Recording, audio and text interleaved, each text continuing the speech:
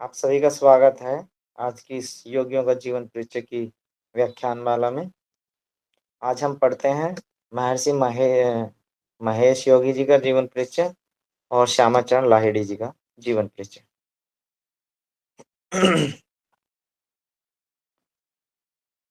श्यामाचरण लाहिड़ी का जन्म जो है 30 सितंबर 1828 ईस्वी को बंगाल के धरणी नामक गांव में हुआ था।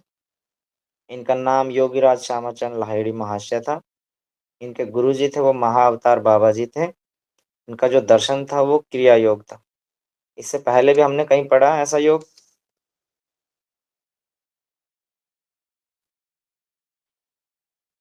सर योग हाँ का सर, तो ये विवेकानंद जी 2.1 का में पढ़ा था था। पाठ में हमने। विवेकानंद जी का भी पढ़ा था कि वो तीनों चारों योग उन्होंने बताया था। स्वामी विवेकानंद जी ने जो योग दिया था उस योग का क्या नाम था, कोई बताएगा?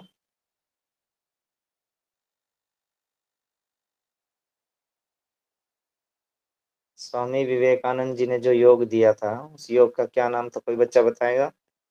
सर डेफिनेशन पता है कि उन्होंने योग के बारे में बोला था कि योग व्यक्ति के विकास को उसकी शारीरिक सत्ता के एक जीवन या कुछ घंटों में संक्षिप्त कर देने का माध्यम है। राजयोग है ना सर का। राजयोग, ठीक है। और हमने एक और योग पढ़ा था। वो इंटीग्रल योग पढ़ा था अरविंद जी का, और उन्होंने वो उसे पूर्ण योग बोला था और अलौकिक योग भी बोला था। ठीक है जी, इनको आप याद रखना। इनका जो दर्शन था वो क्रिया योग था। इनके पिताजी का नाम था गोरे मोहन लाहिड़ी, ठीक है। इनका नाम होगा श्यामाचरण लाहिड़ी।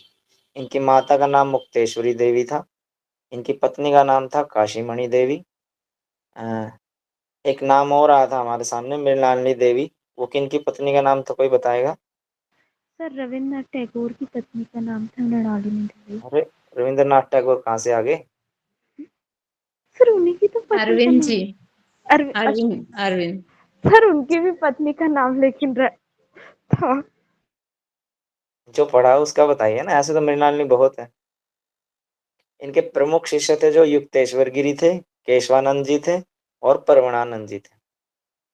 इनकी मृत्यु जो हुई थी 26 सितंबर को 1895 ईस्वी को हुई थी। 66 वर्ष का इनका जीवन रहा।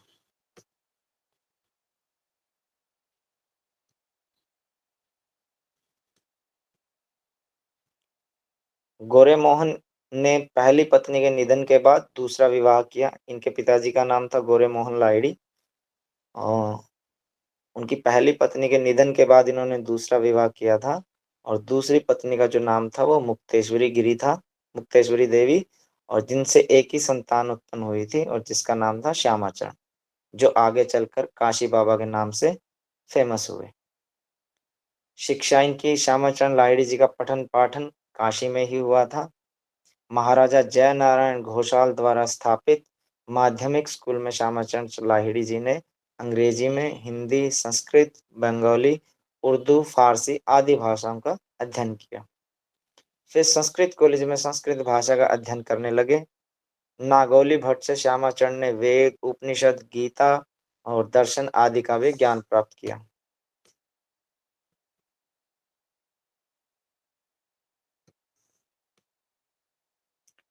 फिर आता है इनके गृहस्थ जीवन का प्रवेश। सन 1846 ईस्वी में काशीमणि नामक देवी से इनका विवाह हुआ और इनके घर दो पुत्रों दो पुत्रियों ने जन्म लिया था।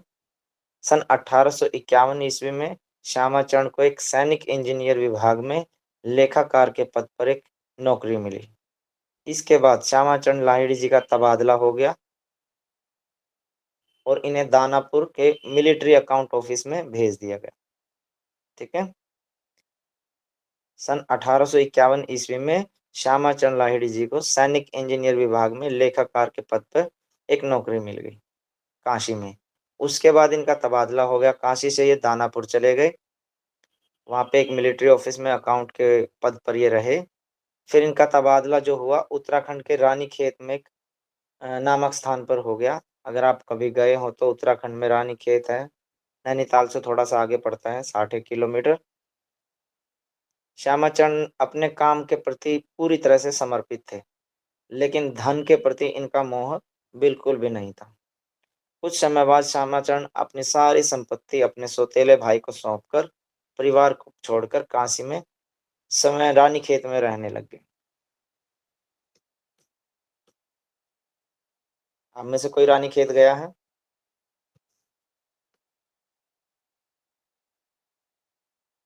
No sir. ओके जी। गुरु प्राप्ति और दीक्षा। जब ये रानी खेत गए तो रानी खेत में इनको है ना पहाड़ों में घूमना बहुत पसंद था। तो एक दिन शाम का समय था, ये पहाड़ों पे सैर करने के लिए निकले हुए थे। तो वहां पे एक द्रोणागिरी पर्वत है। एक दिन द्रोणागिरी नामक पर्वत पर भ्रमण करते हुए उसी दौरान उसी पर्वत पर जहाँ पूछे पहुंचे जहाँ पे अनेक गुफाएं हैं, और ये गुफाएं आज भी हैं। आप जाएंगे वहां तो देख सकते हैं इन गुफा को। श्यामाचरण को वहां पहुंचने के बाद ऐसा लगा, जब ये घूम रहे थे सैर कर रहे थे तो इनको लगा कि कोई इनको आवाज दे रहा है। तो जिस साइड से आवाज आ रही थी उस आवाज की दिशा में गए तो वहां पे एक गुफा थी। उस गुफा के अंदर से आवाज आ रही थी। तो गुफा के अंदर जब इन्होंने प्रवेश किया तो इनको ऐसा लगे कोई इन्हें आवाज देकर बुला रहा है। कुछ देर बाद इन्हें गुफा के नजदीक एक युवा व्यक्ति दिखाई दिया। उसी तेजस्वी युवक ने श्यामाचरण को अपने पास बुलाने के लिए संकेत किया। इसके बाद उन्होंने कहा कि मैंने ही तुम्हें बुलाया है और मैं पिछले 40 वर्षों से आपका इंतजार कर रहा हूँ। इसके बाद उस युवक ने श्यामाचरण लाहिड़ी जी के ललाट को स्पर्श किया। ललाट बोलते हैं माथे को, ऐसे कहीं आशीर्वाद देते हैं ना संत लोग, माथे पर लगते हैं। तो उससे क्या है, वो शक्तिपात होती है। जैसे आपने सुना हो तो महाभारत में बताते हैं जब वो बाणसैया पे कौन थे? भीष्म पितामह। भीष्म पितामह जब बाणसैया पे थे तो उन्होंने पूछा था कृष्ण जी से कि मैंने तो ऐसा कोई इतना नीच काम, इतना घिनौना काम मैंने तो ऐसा कोई नहीं किया कि मेरे को इतनी दर्दनाक मौत मिल रही है। तो इसका क्या कारण है? तो कृष्ण भगवान जी कहते हैं आप अपने जन्मों को याद करिए। तो ऐसा बताते हैं कि उन्होंने 100 जन्म तक का याद किया। उनको कोई ऐसी घटना याद नहीं आई भीष्म पितामह जी को कि भाई उन्होंने किसी को इतनी हानि पहुंचाई हो जो उनको दर्दनाक मृत्यु मतलब मौत मिली। वो कह रहे लोग एक एक तीर लग रहे हैं और मरे जा रहे हैं, और मेरे को इतने तीर मेरे शरीर में आर पार हो गए, उसके बाद भी मैं तड़प तड़प के मर रहा हूँ। ऐसा क्या कारण है? तो उन्होंने बताया था कि 100 जन्मों तक का उन्होंने अपना याद कर लिया था, उनको कुछ याद नहीं आया। मतलब उनको ऐसा आया ही नहीं कि उन्होंने किसी को इतनी दर्दनाक किसी को ठेस पहुंचाई हो। फिर कृष्ण भगवान जी बताते हैं उनको शक्तिपात करवाते, तब उनको 101वां जन्म याद आता है। और उस 101वें जन्म में भी वो फिर जन्म को तो याद करते हैं, उसमें बताते हैं कि ठीक है इसमें भी कुछ ऐसा नहीं हुआ, मैंने किसी को चोट पहुंचाई इतनी दर्दनाक। फिर कृष्ण भगवान जी बताते कि उस जन्म में आप राजा थे। बोले हाँ जी मैं राजा था। तो आप रथ से कहीं जा रहे थे, आपके सामने सांप आया था। तो उन्होंने कहा ठीक है जी आया था, पर मैंने ना तो सांप पे मेरे घोड़े चढ़े ना मेरा रथ का पहिया चढ़ा। अब उल्टा मैंने तो उसको पीछे से तीर निकाल के और उसको साइड में फेंक दिया था। बोले आपने तो फेंक दिया था, आपको पता वो सांप कहाँ जाके गिरा था? बोले नहीं मैंने रास्ते से तो हटा ही दिया था। उन्होंने बताया कि वो सांप जो है एक कांटेदार झाड़ी पे जाके गिरा था, और इतने ही कांटे उसके शरीर में चुभे थे जितने आपके तीर चुभ रहे हैं। और वो सांप के वो कांटे इतने अंदर तक इतने डीप घुस चुके थे कि वो सांप अगर हिलने की भी कोशिश कर रहा था तो कांटे उसके शरीर को और काटे जा रहे थे, और वो सांप धीरे धीरे वहीं मर गया था। तो ऐसे ही शक्तिपात करवाया इनको भी अ, श्यामाचरण लाहिड़ी जी को। और ऐसा करते करते लाहिड़ी जी को शक्तिपात हुआ और इनको पूर्व जन्मों का स्मरण हुआ। पूर्व जन्म जो इनके उनको ज्ञात हुए। इसके बाद श्यामाचरण ने उसी समय उस युवक जो वो युवा युवक दिख रहे थे, उनका नाम महाअवतार बाबा जी था, उनको अपना गुरु धारण कर लिया और इनको एक क्रिया योग नाम की दीक्षा दी। क्रिया योग नाम की दीक्षा श्यामाचरण लाहिड़ी जी ने महाअवतार बाबा जी से ली। इनके गुरु हो गए महाअवतार बाबा जी। गुरुदेव ने कहा केवल योग्य शिष्यों शिष्यों को ही क्रिया योग की दीक्षा देना है। ये आप सभी ग्रंथों में पढ़ेंगे कि जो पात्र देख के ही हमें दान देना चाहिए। आप हठ प्रदीपिका में पढ़ेंगे, घेंट संहिता में पढ़ेंगे, ये शुद्धि क्रियाएं हैं वो किसी योग्य को ही देनी चाहिए। ऐसे नहीं कि आप जने खने को आप ये बता दो ये ज्ञान। और कल को वो नुकसान कर बैठे, अपने शरीर का भी, समाज का भी। फिर उनका तबादला, फिर से तबादला होता है, रानीखेत से वापस वो दानापुर आ जाते हैं, और दानापुर में अपने ऑफिस के साथ साथ नियमित रूप से क्रिया योग की साधना भी करते रहते हैं। सन 1880 ईस्वी में वो रिटायर्ड हो जाते हैं और पेंशन लेकर वापस काशी आ जाते हैं। इनके शिष्य थे, प्रमुख शिष्य हैं इनके ईश्वरी नारायण और उनके बेटे प्रभु नारायण, पंचानन बनर्जी, वरदाचरण जी, रामदयाल मजूमदार, युक्तेश्वर गिरी, केशवानंद गिरी, परमानंद गिरी, भगवती चरण घोष एवं उनकी पत्नी। ये नाम कहीं मिला आपको, सुना पहले कभी आपने भगवती चरण घोष? श्री अविनाश बाबू, काशीमणि देवी इनकी पत्नी, केवलानंद जी, विशुद्धानंद जी सरस्वती, नागेंद्र भादोरी और काशीनाथ शास्त्री, ये इनके कुछ प्रमुख शिष्य थे। और इनमें राम गोपाल मजूमदार, प्रसाद गोस्वामी, हरि नारायण पाल, कैलाश चंद्र भद्रोपाध्याय, महेंद्र सन्याल, इनका आपने श्रीमद् भगवद गीता का वो सुना होगा, इन्होंने बंगाली से हिंदी में किया था वो, श्यामाचरण लाहिड़ी जी का ही है। महेंद्र सान्याल का सुना हो तो कभी आपने, बहुत अच्छे से, बहुत डीपली एक्सप्लेन किया और बड़ा सिंपल तरीके से। श्रीमद् भगवद गीता कभी आपको सुननी हो तो महेंद्र सान्याल की सुन लेना। पता नहीं क्या भूपेंद्र नाम है, पता नहीं महेंद्र नाम है, ऐसा है। नेपाल नरेश, काशी नरेश, वर्धमान के महाराज, कश्मीर नरेश, गुरदास बनर्जी और काली कृष्ण ठाकुर, ये इनके कुछ प्रमुख शिष्य हुए हैं। श्रीमद् भगवद गीता की आध्यात्मिक व्याख्यान वर्तमान में भी शीर्ष स्थान पर है। इन्होंने वेदांत, सांख्य, वैशेषिक, योग दर्शन, न्याय दर्शन सहित अनेक ग्रंथों को बहुत ही सुंदर और सरल शब्दों में व्याख्या की है, यानी कि उन पर भाष्य लिखे इन्होंने। योगी श्यामाचरण लाहिड़ी की प्रमुख शिक्षाओं की विशेषता यह थी कि गृहस्थ मनुष्य भी योगाभ्यास द्वारा सहज होकर योग के उच्चतम शिखर पर आरूढ़ हो सकता है। देखो यहाँ से पता चलता है कि जरूरी नहीं कि आपको संन्यास में या वानप्रस्थ में जाके ही आपको योग का अभ्यास करना चाहिए, गृहस्थ जीवन में भी रह के। और हमने पीछे एक जीवनी पढ़ी थी पंडित श्री राम शर्मा आचार्य जी की, तो उसमें बताता उनकी पत्नी और वो दोनों ने मिलकर उस कार्य को पूरा किया, जो आज भी चल रहे हैं गायत्री परिवार के नाम से। इनकी सभी प्रमुख रचनाएं बंगाली भाषा में थी। भगवत गीता भाष्य का हिंदी अनुवाद इनके प्रमुख शिष्य भूपेंद्र सान्याल, नाम उनका महेंद्र नहीं है, भूपेंद्र सान्याल ने किया था। ठीक है, और ये बहुत अच्छा, आप कभी सुनना हो ना किसी ने श्रीमद् भगवत गीता को, तो इनके सुनना, बहुत अच्छे से समझ में आ जाएगी आपको। 26 सितंबर 1895 ईस्वी को योगी लाहिड़ी जी को 66 वर्ष की उम्र में अपने भौतिक शरीर पर छोड़कर चले जाते हैं, और इनके बीच रह जाती तो हमारी कुछ इनकी लिखी हुई रचनाएं और इनका ये क्रिया योग। बाबा जी का क्रिया योग ईश्वर का यथार्थ बोध एवं आत्म साक्षात्कार प्राप्त करने की एक सुव्यवस्थित आध्यात्मिक और वैज्ञानिक प्रणाली। बाबा जी का क्रिया योग ईश्वर का जो सच्चा ज्ञान है उसका बोध कराता है, और आत्म साक्षात्कार प्राप्त करने की एक सुव्यवस्थित आध्यात्मिक एवं वैज्ञानिक प्रणाली है। और जिसने अपने आप को जान लिया उसने ईश्वर को जान लिया। और यहाँ आपने आपको जानने की, ईश्वर का सच्चा ज्ञान कराने की एक ये वैज्ञानिक और आध्यात्मिक प्रणाली है। ठीक है, इनकी कुछ क्रियाएं थी, जैसे क्रिया योग के अंतर्गत आती है क्रिया हठ योग, क्रिया कुंडलिनी प्राणायाम, क्रिया ध्यान योग, क्रिया मंत्र योग, क्रिया भक्ति योग। महाअवतार बाबा जी का क्रिया योग पांचों शरीर, भौतिक शरीर, प्राणिक शरीर, मानसिक शरीर, बौद्धिक शरीर तथा आध्यात्मिक शरीर, जो पांचों शरीर हैं, के कायाकल्प के साथ साथ आत्म साक्षात्कार के लिए 144 क्रियाओं का अभ्यास है।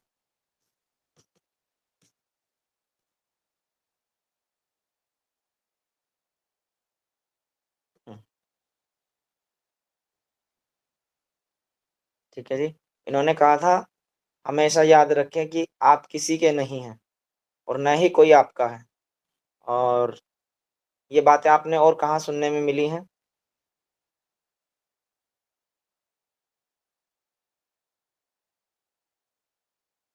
आप बता सकते हैं? श्रीमद् भगवत गीता में भी सुनी होगी आपने कहीं ना कहीं। कहाँ कही थी ये बात, किसने कही थी, किसको कही थी?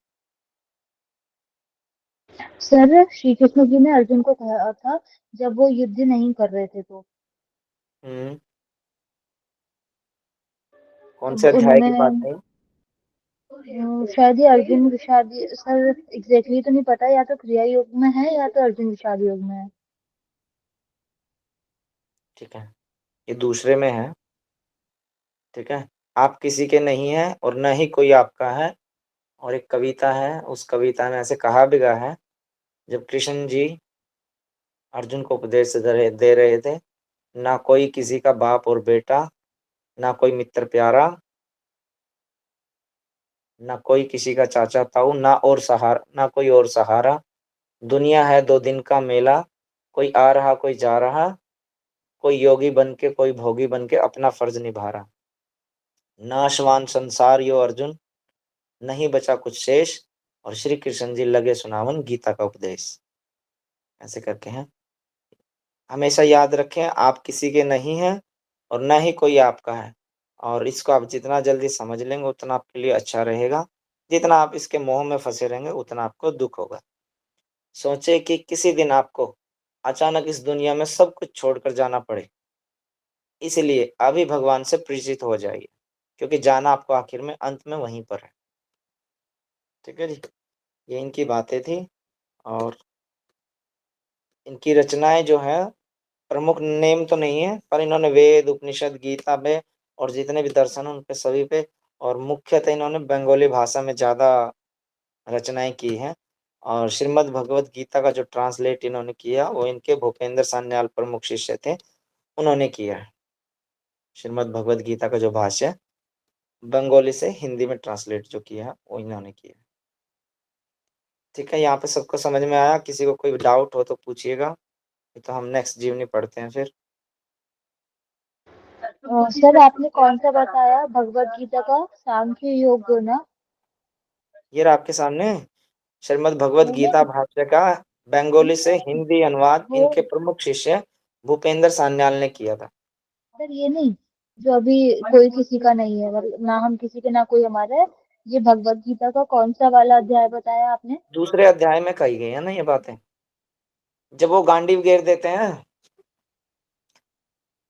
गांडीव घेर दिया अर्जुन ने, ऐसे करके कविता मेरे को याद नहीं आ रही अभी पूरी, बस वो उसकी वो लाइन याद है।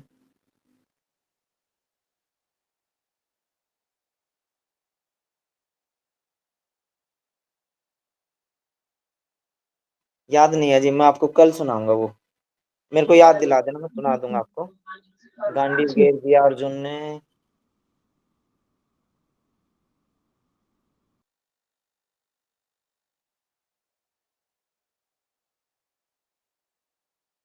गांडीव घेर दिया अर्जुन ने, हुआ पागल जैसा भेष, श्री कृष्ण जी लगे सुनावन गीता का उपदेश। पर ये हरियाणवी में आपको समझ में आएगी या नहीं आएगी ये मुझे पता नहीं, मैंने हिंदी में सुनाई है आपको।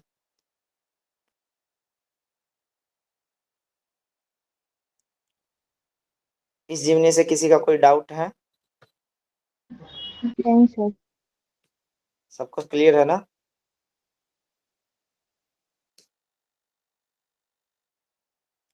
30 सितंबर 1888 ईस्वी को धरणी नामक गांव में इनका जन्म हुआ था। इनका नाम योगीराज श्यामाचरण लाहिड़ी था। ठीक है, महाअवतार बाबा जी इनके गुरु थे। क्रिया योग इन्होंने दर्शन दिया। गोरे मोहन लाहिड़ी इनके पिता का नाम था। इनके पिताजी की दो शादियां हुई थी। पहली पत्नी की मृत्यु के बाद दूसरी पत्नी जिनसे शादी वो मुक्तेश्वर गिरी थी, उनसे एक संतान हुई, उनका नाम श्यामाचरण रखा गया। इनकी शादी हुई पत्नी से जिनका उनका नाम था काशीमणि देवी। ठीक है, इनके प्रमुख शिष्य आपने पढ़ लिए हैं। 26 सितंबर 1895 ईस्वी को 66 वर्ष की उम्र में इनका जीवन समाप्त होता है। और ये काशी बाबा के नाम से फेमस हो गए थे। इनको आप याद रखना। ये बाद में वापस जब रिटायर्ड हुए, रिटायर्ड के बाद 1880 में ये वापस चले गए थे। नहीं, 1980, हाँ 1880 में ये वापस काशी चले गए थे। ठीक है, काशी में इनका पठन पाठन हुआ।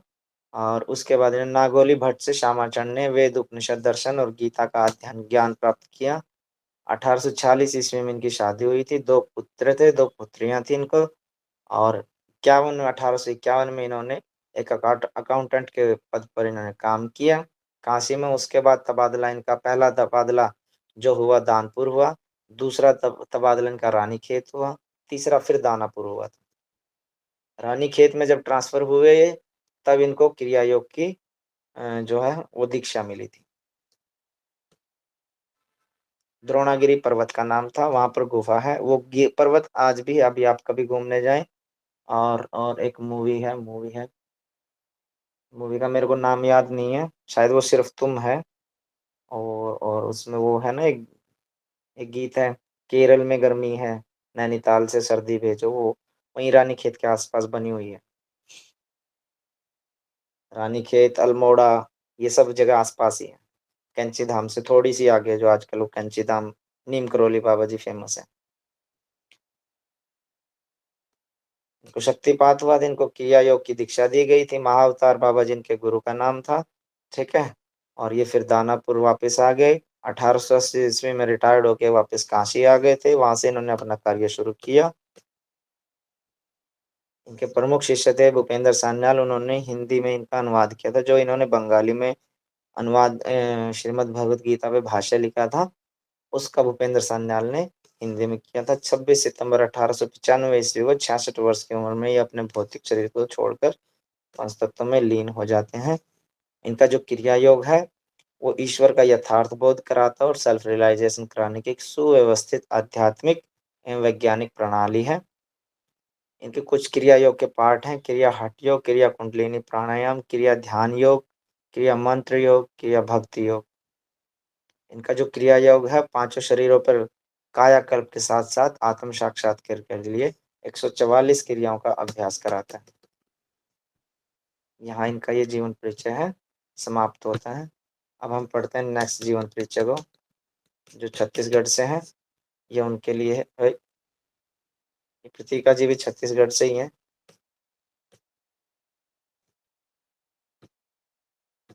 किसी बच्चे का कोई डाउट है जी?